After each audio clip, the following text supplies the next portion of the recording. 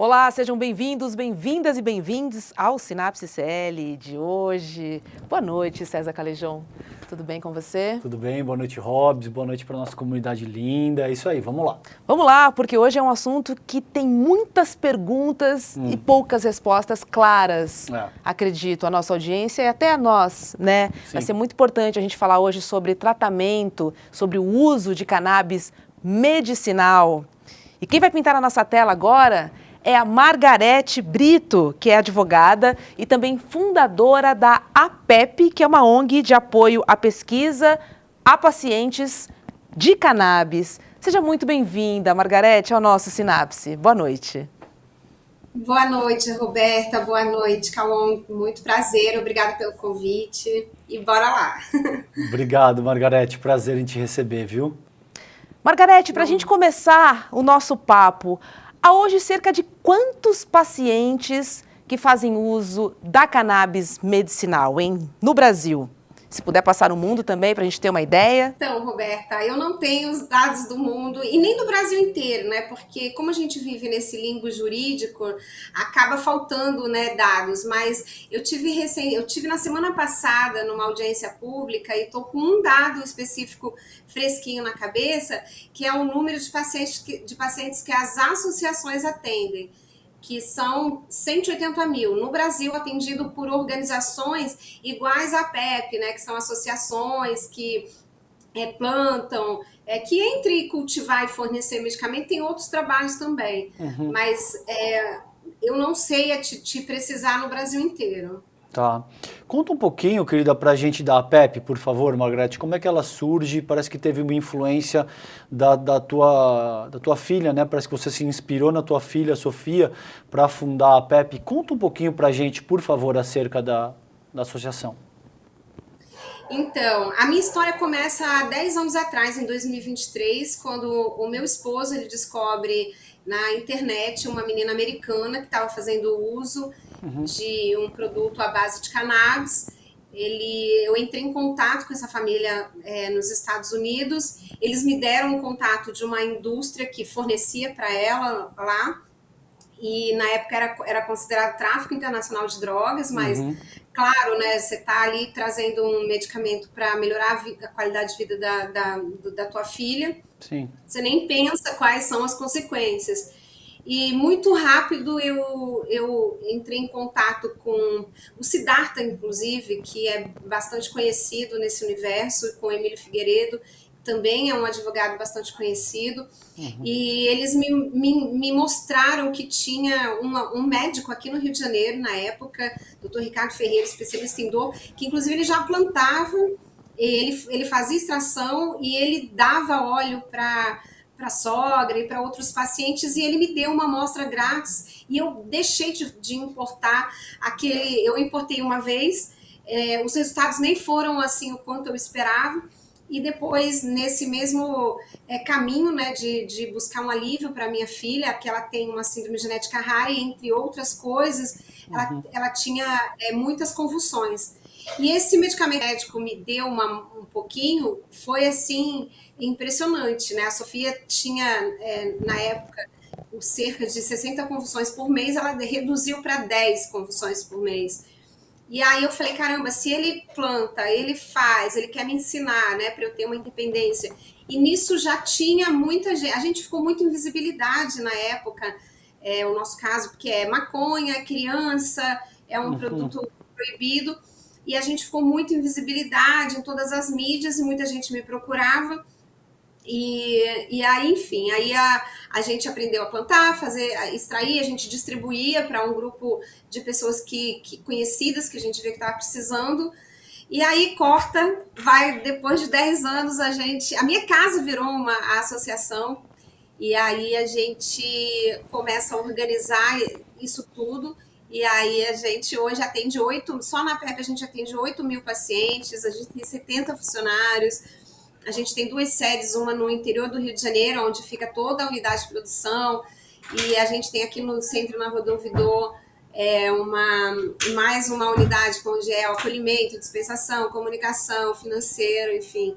E aí, e por aí vai, assim, é bem resumido, assim, são 10 anos de história, assim, Sim. resumidamente é isso. E, Margarete, quais são as principais patologias que podem ser tratadas com cannabis? Eu faço tratamento com cannabis, eu tenho dor crônica, né, nas minhas costas. E tenho insônia e também sou um pouco ansiosa, né?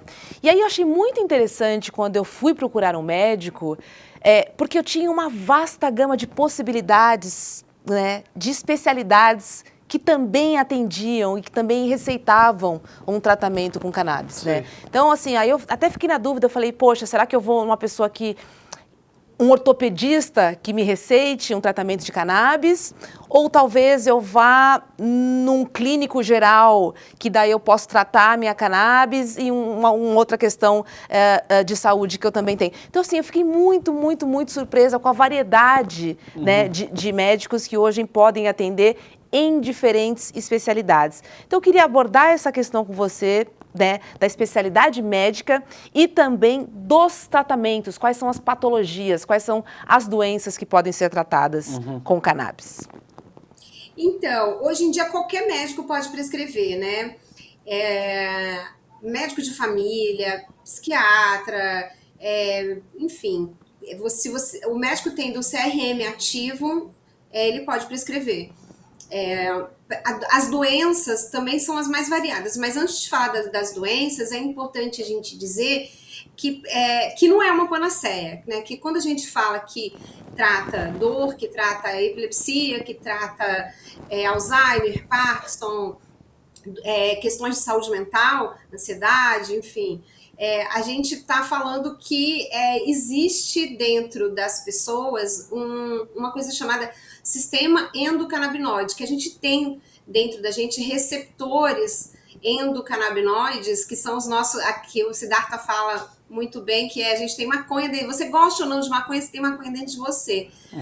Que quando as substâncias da planta, elas entram em contato com os canabinoides, né? Eles entram em contato com esse sistema, faz igual chave e fechadura. Quem depois quiser se aprofundar um pouquinho mais, é só digitar ali na internet sistema endocannabinoide, vai ter inclusive videozinhos assim explicativos que a gente tem muitos receptores no sistema nervoso central. E a gente tem receptores pelo corpo todo. Então, quando a gente fala que serve para todos esses tipos de doença, a gente está dizendo que existem muitos artigos científicos, muitos estudos publicados no PubMed. Então, existe muito preconceito, mas assim, existe muita informação disponível. Assim, é só a pessoa querer, né, ir lá acessar, porque tem lá. Então, hoje em dia, embora exista muito preconceito, né, porque a gente fala em geral, para as pessoas que não acreditam, para as pessoas que são contra, que têm preconceito, a gente pede, cara, vai lá, dá uma pesquisada, né? Não é panaceia. Mas eu acho que eu respondi a sua pergunta. Médicos qualquer especialidade, desde que tenha o CRM ativo, e doenças são, assim, diversas doenças, sobretudo questões que estão ali ligadas intimamente com o nosso sistema nervoso central. Essa analogia é muito boa tem os neuropeptídeos e receptores opioides, e é assim mesmo. Esse encontro, né? Ele encaixa e trava. E o Siddhartha fala muito bem, eu já entrevistei o Siddhartha em outras ocasiões, ele fala muito bem a respeito disso. Margarete, vamos falar um pouquinho a respeito. A gente estava conversando aqui nos bastidores e a gente entrevistou, a Hobbs lembrou bem aí, o Ricardo Petraglia, acho que há 2 meses, né? Umas 8 semanas. E ele estava falando a respeito de que ele não vê grandes diferenças entre a cannabis recreativa e a cannabis medicinal. Como é que você sente essa questão? Existe diferença entre as duas coisas e por que você crê que existe tamanho estigma ainda sobre o tratamento com a planta? Então, eu acho que não existe... uma vez eu ouvi a seguinte frase: todo uso é terapêutico. E aí, quando eu ouvi isso há alguns anos atrás, eu falei, isso é papo de maconheiro. E não era. Porque quando você está trabalhando com isso, e você recebe pessoas, e você começa a entender que a substância, a planta, ela tem os canabinoides. E esses canabinoides, independente se for via óleo, igual a Roberta toma, ou se for via fumar nunca é recomendado porque você está mandando monóxido de carbono para dentro do seu pulmão. Eu fumo tabaco, então assim, se eu fumasse só maconha seria menos prejudicial. Mas quando você vaporiza, por exemplo, nos países onde a maconha é regulamentada, os médicos prescrevem vaporizar, assim como outros medicamentos que você vaporiza. Então, a diferença do uso que as pessoas falam, uso medicinal e uso recreativo, muitas vezes não existe nenhuma diferença, porque a pessoa que pega ali um baseado para fumar, muitas vezes ela está ali buscando um alívio, ou porque chegou cansada do trabalho, quer relaxar. Muitas vezes ela fuma antes de dormir, ou muitas vezes fuma porque está ansioso e sente. É até bom a gente lembrar que a OMS, Organização Mundial da Saúde, coloca no conceito de saúde o bem-estar. Então, se você for pensar que uma pessoa fuma por causa do seu bem-estar, a gente está falando de saúde. Né? Então, tanto que quando a gente vai para a Marcha da Maconha, a gente coloca uma faixa lá, maconha é questão de saúde. Né? Uso recreativo, seria assim, igual a pessoa... Existe, a gente não fala, por exemplo, uso recreativo do álcool. A gente fala, vou ali tomar um álcool recreativo. Esse termo recreativo, a gente nem usa mais, assim, dentro do nosso universo, a gente nem usa mais. A gente fala de uso adulto responsável. Tá. Porque a gente entende que, cara, a pessoa tem o direito de usar, de fazer uso da substância que ela bem entendeu, o corpo é dela, ninguém tem nada a ver com isso. Então, eu também concordo com o Ricardo Petralha, eu acho que uso é uso terapêutico, isso porque a gente nem entrou ainda na questão, né, a gente podia falar assim, outros tipos de uso religioso, ritualístico, né, que nem tem da ayahuasca, mas tem da cannabis também, tem da maconha. Então, eu acho que o uso é terapêutico, né? Tanto que existe na nossa militância ali no ativismo essa discussão para a gente chegar aí num denominador comum, né? Como é melhor a gente abordar? Maconha terapêutica, maconha medicinal, maconha é maconha, né? Então, eu acho que uso é uso e maconha é maconha. Você sabe que quando eu comecei a compartilhar com os meus amigos que eu tinha iniciado o tratamento, né, a primeira pergunta que vinha era: Roberta, dá barato? E eu respondo, pelo menos a quantidade que eu tomo é não. Né? Não altera a consciência? Não. Porque até onde eu entendi, Margarete me corrija se eu estiver errada, quando você faz a extração, né, da cannabis, existem diferentes tipos de canabidioides ali, presentes, tá, né? Então você tem o THC, você tem o CBD, enfim, você tem óleo só de THC, você tem óleo, então, enfim. Então, assim, eu vejo um pouquinho uma diferença entre o recreativo e o medicinal, porque é possível você extrair exatamente o que você precisa para o seu tratamento. Tá. Diferentemente de fumar um baseado, que você está botando tudo para dentro. Sim. E aí, de fato, né, o pacote completo, certo? Certo, mais ou menos, assim, ó, vamos lá. Uma coisa que eu esqueci de falar antes, assim, uma diferença entre o fumado e o ingerido, né? Eu falo, às vezes, brincando, maconha líquida e maconha sólida. Quando você, por exemplo, está em tratamento de quimioterapia, por exemplo, a maconha fumada é muito mais recomendada ou vaporizada, né?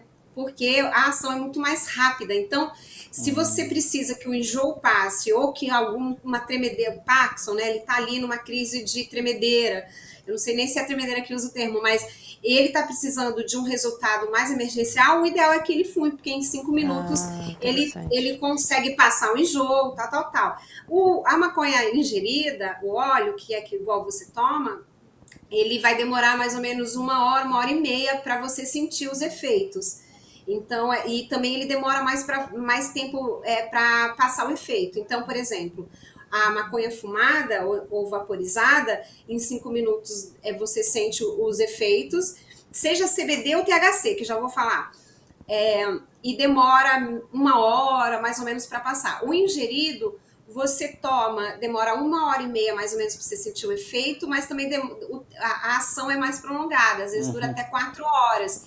Então, dependendo do tipo de patologia, às vezes o médico, se a gente vivesse num país onde a maconha, a erva, né, in natura fosse regulamentada, o médico, dependendo, ele poderia prescrever para uma emergência a erva vaporizada e para a noite, por exemplo, que ele precisa de uma durabilidade maior, de um tempo de ação maior, a maconha ingerida. Agora, CBD e THC. O THC em baixas doses, ele é assim, tão fundamental quanto o CBD, o THC. O THC, por exemplo, ele é necessário, por exemplo, para quem está em quimioterapia. Não adianta CBD, tem que ser o THC. Tanto que existe uma molécula já sintetizada de THC, que é o Dronabinol, que inclusive vai ser incorporado agora aqui para ser distribuído no SUS, no Rio de Janeiro. E o CBD, ele é uma molécula que ela ficou muito famosa, né, de 2014 para cá, porque realmente é aquela que não dá, que nem ele falou que não dá o barato e também ela é anti-inflamatória e tem outras moléculas, o CBG, o THCV. Então, assim, a planta ela tem mais de 300 substâncias e todas são utilizadas medicinalmente, né? Todas são. Mas o THC, o CBD poderia, por exemplo, ser feito uso recreativo também, enfim, porque o barato ele pode ser como se diz, confortável para algumas pessoas. Por exemplo, eu tomo THC de manhã, que eu não falo que dá barato, ele me melhora o humor. Tá. Então, assim, é um pouco mais complexo assim do que CBD é recreativo e THC é recreativo e CBD é medicinal.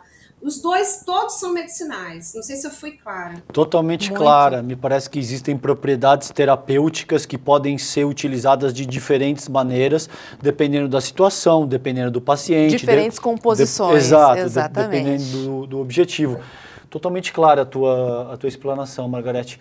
E como é que você sente, vamos falar da coisa sociopolítica, né? Porque a gente sabe que é uma planta muito estigmatizada e a gente sabe que boa parte da população brasileira, principalmente as parcelas mais afeitas ao dogma religioso, tem muita resistência considerando a cannabis, considerando a maconha. Como é que você vê a evolução do processo de legalização da erva no Brasil? Você acredita que isso deve acontecer num futuro breve? Não é algo que deve acontecer em menos de 10 anos? Como é que você avalia essa questão sociopolítica do uso da planta? Então, eu acho que a gente avançou muito, se for comparar 10 anos atrás, quando eu comecei a falar sobre isso, mas eu acredito que ainda tem um caminho muito grande pela frente. Eu acho que no próximo ano a gente vai ter um termômetro um pouco melhor para a gente falar se falta muito, se falta pouco. Por quê? Que nem eu disse, eu tive lá semana passada em Brasília, e o representante do Ministério da Saúde falou pela primeira vez em 10 anos que eu estou envolvida nisso, que é deles, é do Ministério da Saúde a regulamentação do cultivo. Porque a maconha medicinal ela já está legalizada, né? Então, assim, é bom explicar que hoje, por exemplo, existem 3 formas de acesso para quem tem uma receita médica. Você pode comprar na farmácia, você pode importar, ou você pode obter com as associações. Em geral, com as associações é mais rápido e mais barato. Uhum. Então, assim, o grande gargalo sociopolítico para a gente resolver essa questão é o plantio no Brasil, é a produção de estudo no Brasil. Né? Porque se a gente for pensar, hoje... as associações, elas geram muito mais riqueza para o país, porque quando você compra um medicamento de uma dessas 2 primeiras alternativas, que é farmácia ou importado, o IFA, que é o insumo farmacêutico ativo, que é a planta in natura, que é a matéria-prima, vem lá dos Estados Unidos. Então, você tá pagando em dólar, né, o dinheiro provavelmente volta para os Estados Unidos, você não está gerando riqueza para dentro do seu país, se gera emprego, deve ser pouco, né? Ao contrário, né, quando você está lutando pelo plantio no Brasil. Então, as duas primeiras opções, importado e farmácia, já a Anvisa já regulamentou. Enquanto a isso, não tem, sabe, o que se falar. Agora, né, o plantio e a produção no Brasil, eu acho que ano que vem a gente vai entender se está muito distante, porque quando o Ministério da Saúde, o representante Rodrigo Cariri, assumiu que é do Ministério da Saúde a responsabilidade pela regulamentação do cultivo, ele inclusive disse que já está praticamente pronto, escrito o que é que ele vai colocar ali, só que tem medo do Centrão. Então, assim, o Ministério da Saúde é uma das pastas que tem mais dinheiro, digamos assim, né? O Centrão tá doido para pegar. Imagina se a Nízia, que é a favor da regulamentação da cannabis, ela, enquanto presidente da Fiocruz, super apoiava a PEP, inclusive, parceira, a Fiocruz sempre foi parceira. Imagina se ela legaliza o plantio de maconha no Brasil. Em 2 minutos ela pode ser que... Então, assim, né, eles até pediram para a militância assim, um pouco de calma, vamos tentar traçar algumas estratégias, né, vamos devagar, vamos sentir, porque, assim, não é uma coisa simples regulamentar plantio de maconha no Brasil. Então, assim, a gente fica assim, tá, eu luto por isso há 10 anos, sei que é justo, sei que é necessário, a gente, né, já não aguenta mais ir para Brasília, ficar fazendo essas articulações, mas se for para a Nízia perder o Ministério da Saúde, é melhor a gente ficar do jeito que tá, porque senão nem SUS a gente tem, né? Então é complicado, assim, eu não sei o quanto a gente vai conseguir enfrentar, né, e driblar, né, todo esse conservadorismo, porque são pessoas que não querem escutar, não querem saber, não querem se informar, são pessoas muito fechadas, eles misturam e aí falam que plantação vai ter desvio, plantação é um passo para o uso recreativo. Então, assim, eles não entendem nada, falam muitas besteiras, e é muito difícil lidar com essa galera, assim, sabe? Sim. Conservadora. Sim. Mas é isso, assim, é o que temos para hoje. Agora, Margarete, ainda é muito caro, né? A gente está falando dos produtos importados, que são caríssimos. Comprar na farmácia também é muito caro. A gente tem o SUS distribuindo, mas para algumas doenças específicas, né? Me corrija se eu estiver errada. Quais são elas?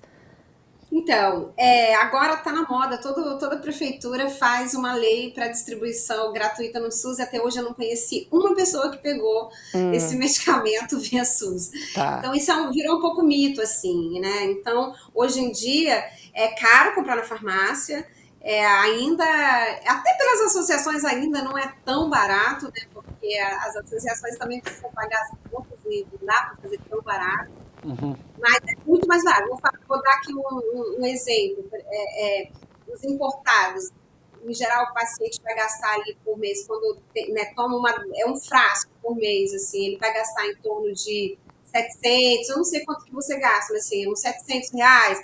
A da associação que eu represento, que é a PEP, é 180. Então, assim, E as associações, além de tudo, elas têm um trabalho muito social. Então, se chega um paciente que não tem dinheiro, não tem R$180 para pagar, a gente acolhe ele do mesmo jeito, a gente tem um programa de isenção, a gente tem assistente social. Nenhum paciente deixa de ter acesso porque não tem dinheiro. Então, além de tudo, né, as associações, elas desoneram o SUS. Então, fazem um trabalho, assim, incrível e é vista, assim, à margem de tudo. Então, assim, é muito revoltante quando a gente para pensar, né, a situação que a gente se encontra hoje, onde o Estado ignora totalmente essa alternativa, inclusive, assim, quer acabar com as associações. As associações prestam um serviço de utilidade pública para a sociedade, né? E sem contar que, por exemplo, a PEB, ela, além de fornecer muito mais barato, tem pesquisa científica com mais de 10 universidades entre públicas e privadas. A gente tem desenvolvimento de novos produtos, tecnologia. A gente faz geração de emprego para uma cidade do interior do Rio de Janeiro, que é a partir de Alferes, que é onde fica lá a unidade de produção, muito mais do que outras. É muito engraçado, porque lá eles colocam assim, Bob's dá, sei lá, 20 empregos. A PEP lá, só a PEP dá 30. E a gente é muito ainda assim, é uma cidade muito conservadora, que não sei se você conhece o interior do Rio de Janeiro, mas são cidades muito conservadoras. Então, a gente também, assim, quebra tabus ali, né, de aos poucos a gente contratando pessoas da comunidade do entorno, a gente também educa, enfim. Mas a gente estava falando de preço. Sem dúvida, é muito caro ainda na farmácia e a gente luta por um produto nacional para que cada vez fique mais acessível e que seja possível, né, uma distribuição real via SUS, porque hoje é só ladainha, não tem distribuição nenhuma ainda. Então, para o preço cair, só para fechar aqui, para o preço cair, teoricamente, a gente tem que liberar o cultivo para as associações. É isso, né? Não tem outra saída. Isso. Não tem outra saída. Ou o Estado subsidiar e aí realmente fornecer gratuitamente pelo SUS, né? Vamos ver. São Paulo estava em andamento, né? O Tarcísio, ele fez uma lei municipal, eles aprovaram, né, uma lei municipal e parece que, eu acho que eles eram para dor, para dois tipos de epilepsia, se eu não me engano. E mais eram 3 ou 4 doenças poucas, né, que eles selecionaram. E é isso, assim, o medicamento vai ser importado, porque as associações, os produtos nacionais não são reconhecidos como medicamento pela Anvisa. Então, é isso, né? Eu até mandei um vídeo aí para a produção, depois, se vocês puderem ver, que foi uma fala super importante da Fernanda, que é de uma associação de Marília, do interior de São Paulo, ela dizendo os números, né? Se você for pensar quantos que foi gasto para fornecer para um número pequeno de pacientes e o quanto as associações, as 2 associações de São Paulo atende, é absurda assim, a diferença, sabe? Então, eu acho que são números que a gente tem que prestar muita atenção, porque se gasta muito dinheiro público, muita judicialização, porque as pessoas que não têm condições, né, de comprar entram com uma ação para o Estado arcar com os custos do tratamento, e o Estado tem. Então, assim, é muita judicialização de produto importado, enquanto a gente aqui fazendo barato, eles não reconhecem a gente por conta de um preconceito, porque não reconhece o plantio, enfim. E são produtos de qualidade ainda superior aos produtos importados. A gente tem, por exemplo, parceria com a Unicamp, que faz a dosagem de todos os lotes com duplo check, enfim. Se um dia vocês dois estão convidados a conhecerem lá a nossa produção, para vocês entenderem assim, o nível de excelência dos trabalhos que as associações hoje em dia fazem. Obrigado, querida. Ao encontro disso, eu tenho uma reflexão que eu gostaria de ouvir a tua opinião. De muitas maneiras, eu acredito que a maconha, de forma mais ampla, foi reduzida ao que a gente chama de prensado. Que a gente sabe que é uma substância suja, que tem uma série de coisas ali que ninguém... De origem duvidosa, absolutamente, né? Duvidosa. Quando você compra prensado, você sequer sabe exatamente o que você está fumando, né? E, de alguma forma, a maconha, a planta em si, no Brasil, porque ela é proibida, ela foi estigmatizada ao prensado, né? Por que você está achando graça? O seu know-how sobre prensado. Esse tema é um tabu, a gente sabe que é um tabu falar de maconha e esse tipo de coisa, mas eu realmente acredito nisso, Robson. Eu acredito que quando a gente fala de maconha, a gente reduz isso para o que é o prensadinho, sabe? Que é aquela substância suja que você não sabe, que tem de asa de barata a todo tipo de porcaria que o cara coloca ali e prensa para ganhar no volume, quando ele vai vender aquilo. E, na verdade, a planta em si não é isso. Quase nem tem a planta em si ali, né? Se for ver mesmo, é isso. O que você acha disso? Porque você estava falando, Margarete, da qualidade, por exemplo, da importância de ter uma planta de qualidade para se extrair óleo, enfim, para dar o procedimento do o que quer que seja. Como é que você acha, como é que você encara isso? Você acha que, por exemplo, um processo de legalização, de descriminalização, poderia contribuir nesse sentido, separando uma coisa da outra? Eu não entendi muito bem. Separando o prensado, eu não entendi. Porque, exato, porque se você tem a planta legalizada e que pode ser consumida de boa qualidade e de uma maneira legal, você não, seja para fumar ou seja para extrair óleo, o que quer que seja, você não precisa mais comprar prensadinho, que é o que, creio eu, 90% das pessoas que fumam maconha hoje no Brasil fumam, porque a planta em si é muito cara, certo? Sim. Aliás, assim, a maconha é a droga ilícita mais consumida no mundo, né? E assim, a gente está perdendo, independente de ela ser regulamentada ou não, hoje em dia, se quiser, você pede no delivery, o prensado, ou tem os dealers, os famosos dealers que vendem aí a R$ 60 o grama da florzinha cheirosa, porque Isso. existem pessoas que plantam e que vendem aí a maconha gourmet para quem tem grana para pagar mais.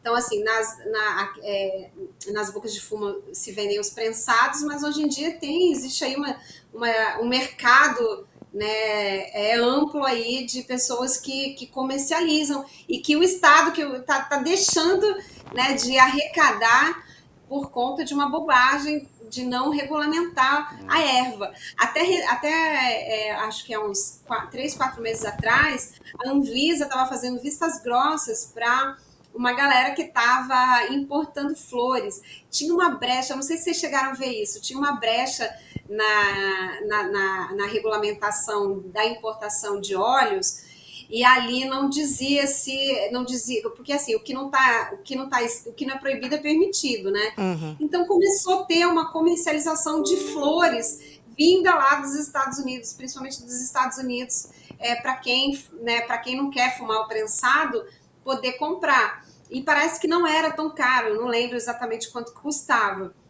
Mas é um absurdo, porque hoje em dia, se a gente tivesse a regulamentação da erva, onde as pessoas pudessem ter escolha, né? Você entra nos países onde é legalizado, você entra nos dispensários, aí você escolhe o grau de THC que você quer fazer uso, você escolhe se você quer maconha para dormir, maconha para ficar mais alegre, maconha para transar, maconha para tudo. Então, assim, o Siddhartha, de novo, né? Eu falo sempre que eu falo, não tem como não falar dele. Uhum. Ele faz uma comparação muito, muito bacana, né? Que a maconha é uma planta que foi domesticada pelo homem. Então, assim como a gente tem cachorro guarda, cachorro companheiro, cachorro, a gente tem maconha para tudo também. É uma analogia que ele faz e que eu acho muito bacana. Então, eu acho que é uma pena, né? Porque eu acho que é questão de saúde pública. Se as pessoas, proibido ou não proibido, tá fumando prensado, com tudo isso que vocês falaram, que é verdade, né?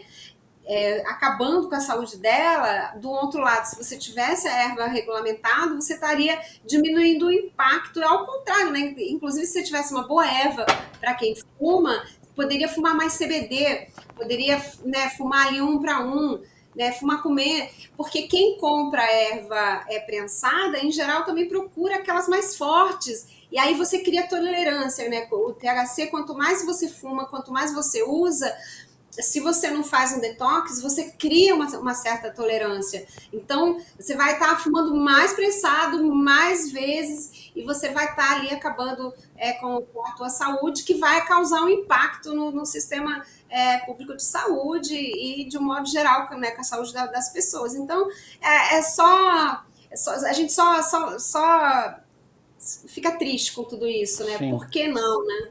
Sim. É isso. Por que não? O que eu posso dizer por mim é que minhas noites de sono têm sido maravilhosas, e essa dor crônica que eu tenho nas costas, que é uma dor muito chata, muito, muito chata, ela já aliviou, cara, eu posso dizer quase 100%, assim, eu estou muito feliz. Você tomou o óleo, né? Margarete, exatamente, pelo tratamento que eu tenho feito, o acompanhamento médico, enfim, gostaria muito, né, que o preço fosse mais acessível para que mais pessoas também pudessem se beneficiar de um tratamento que, pelos relatos de pacientes, é um tratamento que tem dado muito certo. Sim. Então, eu acho que quanto mais depoimentos a gente tiver também, eu acho que ajudam, principalmente, a quebrar esse preconceito, Claro. né, sobre uma erva que, na verdade, nos beneficia muito, né? E sabemos que existe uma guerra com a indústria farmacêutica, a gente não pode deixar de falar sobre isso aqui também. E você me relatou benefícios correlatos à ansiedade também, Sim. inclusive, né? Ansiedade, coisas que a própria prática do óleo ajuda também, né? Muito. Eu estou muito feliz. Margarete Brito, que prazer receber você aqui. Obrigada pelo papo. Obrigada por toda essa... em botar luz, né, sobre um tema que fica ali no cantinho da sala. Né? As pessoas são contra, não querem, mas ninguém sabe exatamente por quê. Espero que nosso programa de hoje tenha ajudado aí a conscientizar as pessoas a entenderem os benefícios. A gente está falando de saúde. Né? A gente está falando de bem-estar, né? E a gente sabe que os remédios são muito caros também. E hoje em dia está muito difícil para quem se trata com remédios, enfim, também conseguir, né, dar continuidade, enfim, aumenta o preço sempre. Sim. Temos tratamentos alternativos e a gente, enfim, temos, né, alternativas para já. Então, que fique aqui o recado para nossa audiência. Margarete, obrigada. Um beijo para você, viu? Um beijo para sua filha, Eu agradeço. Sofia. Beijo para vocês também. Tchau, Obrigado, tchau. Margarete. Tchau, tchau. Beijo. Tchau, tchau. Beijo. É isso, César. Posso chamar próxima aula online aberta, que já tem data e hora. Vai acontecer no dia 17 de dezembro, que é um domingão, às 8 horas da noite, com o artista e filósofo das ruas, Eduardo Marinho, junto com Eduardo Moreira. Olha que dupla de Eduardos, hein? Então, para quem não conhece a história do Eduardo, ele é filho de militar e largou tudo para viver nas ruas. E aí, a partir desse momento, ele vai dividir com a gente toda essa experiência, né? Desse convívio com as pessoas, né? Com os novos amigos, provavelmente, que ele deve ter feito e trocado muita, mas muita ideia. Ele é muito inteligente, de fato. Eu gosto muito das ideias dele. Imperdível essa. Então é isso, gente. Encontro incrível e fantástico. Acesse icl.com.br/sinapse e garanta a sua vaga nesta aula online e gratuita. Lembrando da programação do ICL, que começa com Desperta e Leandro Demore, e logo depois tem ICL Notícias, primeira edição, das 8 às 10h30 da manhã. Valeu, César. Fechou. Boa noite para você. Boa noite. E a gente se encontra amanhã. Beijo. Beijo, fiquem bem. Tchau, tchau. Tchau, tchau. Oi, eu sou Heitor Barsalini, professor do curso A História da Alimentação no Brasil, aqui na plataforma do Instituto Conhecimento Liberta. Nesse curso, a gente dá um panorama geral do que foi a alimentação ancestral indígena brasileira um pouquinho antes da chegada dos colonizadores ibéricos e como essa alimentação foi se transformando a partir das fusões culturais entre os elementos que os ibéricos trouxeram e o que os indígenas brasileiros já consumiam de proteínas, de vegetais, as suas principais fontes de carboidrato. Esse e mais outros 200 cursos estão disponíveis a todos os membros do ICL. Então espero você para o nosso curso A História da Alimentação no Brasil. Olá, eu sou o professor Ladislau Dobor, sou professor de Economia da PUC, consultor de várias agências da ONU. E eu gravei um curso sobre desenvolvimento local e participação comunitária, sistemas participativos. Pense um pouco, a economia do Brasil, 5.570 municípios, isso não se resolve apenas de decisões em Brasília de maneira centralizada. Como organizar esse sistema participativo a partir do local, essa é a proposta. Os aguardo no curso aqui no ICL, se inscrevam, vale a pena. Salve! Dia 17 de dezembro, é domingo, 8 da noite. O verdadeiro fantástico vai estar aqui, uma aula super especial com Eduardo Marinho, o filósofo das ruas. Já ouviu falar nele? É um cara que tinha tudo, tinha origem, tinha estudo, tudo para ser um bom vivant da classe média, mas ele preferiu viver nas ruas, como protesto, como indignação contra o sistema. E nas ruas ele muito aprendeu e muito nos ensina. É uma reflexão necessária para os dias de hoje. Dias de consumo exagerado, dias em que todos lutam para ter e não para ser. Por isso, a aula especial de Eduardo Marinho, domingo 17 de dezembro, às 8 da noite, para você se inscrever, clica aqui no vídeo, é de graça e é a única apresentação. Eduardo Marinho, o filósofo das ruas, no ICL.